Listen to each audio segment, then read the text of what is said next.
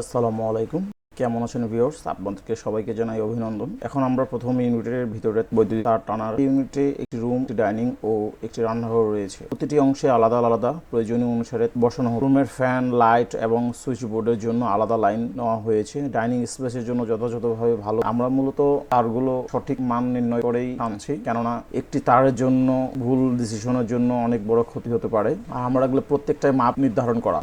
আমাদের প্রত্যেকটি সাবমেনের জন্য 2.5 ব্যবহার করা হয়েছে, লাইট ফ্যান এর জন্য 1.5 ব্যবহার করা হয়েছে এবং আইপিএসের জন্য 2.0, আর্থিংয়ের জন্য আমরা 1.5 ব্যবহার করেছি। আরেকটা মূলত বিষয়, যেহেতু এগুলো গ্যারেজের ছোট ছোট ইউনিট, একটি ইউনিটে একটি বেডরুম, ডাইনিং রুম ও একটি রান্নাঘর আছে, তাই আমরা এখানে কোনো এসি লাইন ব্যবহার করি নাই। আর আমরা প্রত্যেকটা মেন লাইনের আমরা 4.5 RM তার ব্যবহার করেছি। আর মিটার থেকে যেগুলো লাইন আসবে সেগুলো আমরা 744 ওয়্যার ব্যবহার করা হয়েছে। একটি গুরুত্বপূর্ণ বিষয়, সেটা হচ্ছে আমরা যে কানেকশনগুলো করতেছি সেগুলোর জয়েন অবশ্যই ভালোভাবে আমরা ইনসুলেন্ট টেপ আমরা ভালো করে মারতেছি, কারণ ইনসুলেন্ট টেপটা যদি আমরা ভালো করে না মারি তাহলে শর্ট সার্কিট হয়ে তারগুলো পড়ে যাওয়ার সম্ভাবনা থেকে যায়।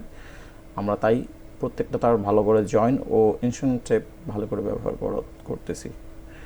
ইনশাআল্লাহ আমাদের সাথে থাকবেন এবং আমাদের ভিডিওগুলো দেখবেন। যদি অবশ্যই আমাদের ভিডিওগুলো আপনাদের ভালো লেগে থাকে তাহলে লাইক, কমেন্ট ও সাবস্ক্রাইব করবেন। সবাইকে আসসালামু আলাইকুম।